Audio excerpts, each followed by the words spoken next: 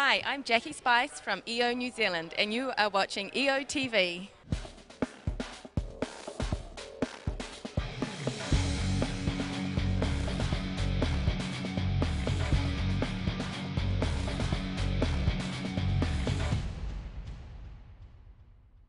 Hi, welcome to EOtv. I'm Randall Mauricio. And I'm Terry Apostle here with your full EOtv webcast. You know, Terry, I think I'm perfect. I mean, we make the perfect team.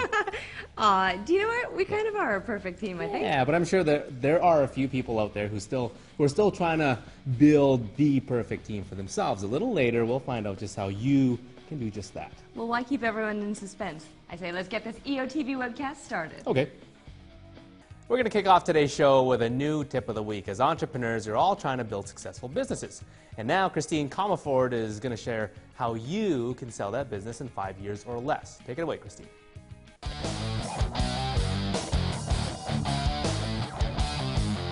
That is your tip for the week. Hi, my name is Christine Comerford, and I am from Mighty Ventures, and I'm from the San Francisco, California chapter. And I want to talk today about how to build your business to sell in 5 years or less for multiple millions. Now, for starters though, you don't have to sell your company in 5 years. I just want you to have the choice. Because what I find is that about 99% of entrepreneurs are serial entrepreneurs, and after about 3 or 5 years, they get kind of bored. And if somebody walks up and offers them millions and millions, they might just want to sell, take a little break, and then they're going to build their next company. So there are 3 tips to build your business to sell. For starters, you've got to know and master the 7-figure business formula. I'm going to go over it really quickly, but you can go to 7figurebusinessformula.com/gift, and that's 7 like the numeral, figurebusinessformula.com/gift, gift in all lowercase, to get the longer version. But essentially, you've got to figure out your motivation. What amount do I want to sell my business for? In how many years? What are the particular assets that the acquirer is going to buy, and who are some potential acquirers? That way we can design your business intentionally and make sure that we are leveraging all the different areas of your business that will increase its value as quickly as possible. So motivation is number 1. Second is momentum. How are you getting tangible momentum every single month and getting tangible, measurable results every month? And in the download I told you about it, 7figurebusinessformula.com/gift, we talk all about momentum. All right, third is model. What's your business model? When you choose your business model, you actually choose how much revenue you're going to make and how easy it's going to be to get that revenue. How easy it's going to be to get third-party resellers, how inexpensive or expensive it's going to be to develop and actually deploy and sell your product. So model is number 3. Number 4 is MVPs. Everybody needs most valuable players, internal MVPs and external MVPs. Having a great advisory board alone can triple the value of your business. More on the audio I just told you about you can download. And then of course next is money. There are 2 aspects of money. First is your financing strategy, and how do you get the most amount of financing selling the least amount of your business, and we talk about that on the audio. And then of course the other aspect of money is sales, right? So are you doing disqualification-based selling? Many entrepreneurs want everybody to be a customer, but if you learn to disqualify customers and quickly determine if they're going to ever buy from you or not, you're going to put your energy on the people who truly are your prospects, because most of us chase people who will never buy from us. And then last is mentor. We've got to make sure we've got a mentor who understands the 7-figure business formula and is guiding us through it. So number 1, master the 7-figure business formula. Number 2, get those tangible, measurable results, which you get from your momentum. And then number 3 is have a mentor who has built and sold a bunch of companies before you.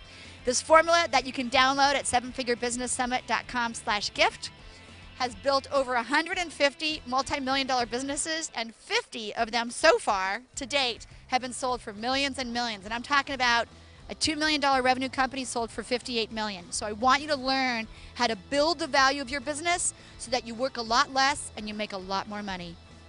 Do you have the perfect team within your company? If not, some advice from John Chen may help. He's the owner of GeoTeaming in Seattle, Washington, USA, and works with all types of companies to help them build the perfect team. He's here to tell us how to do it right now. I'm John Chen. I'm with EO Seattle. Hail from Seattle, Washington. I'm the CEO and the big kid for GeoTeaming. It's a team that does corporate team building and leadership programs using technology and adventure. The top 3 fundamentals for building the perfect team Number one is, I'm going to steal a line from Good to Great, right, which is get the right players on the bus, right? As soon as you have the right team, then you can do all sorts of things. Again, I spent 10 years at Microsoft, and their interviewing process was so stringent that really guaranteed getting the right people on the bus. Then the next two things are really the foundation pieces that you need for building a strong team, or building that perfect team. And that's communication and trust. And they sound like the basics, but just like NCAA basketball, you win with the basics, and communication and trust is that. Here's the funny part about team building exercise. You can use almost anything. People have used anything from a barrel of monkeys to the recent trend is using social projects, community and nonprofit projects to use as team building events. And so you can use anything. The real key to it is this. Make sure you ask these 3 questions. All you need to do is facilitate this program correctly to get the value out of it. And here's the 3 questions. It's WWW. What, so what, and now what? If you ask these 3 questions after any team building event, you can begin to extract the value. What is what happened during the event? The next one is so what? So what did that mean to you? What happened on there that meant something to you that you learned about yourself or somebody else? And most importantly, the last one is now what? What are you or your team going to do differently that will bring value back to work?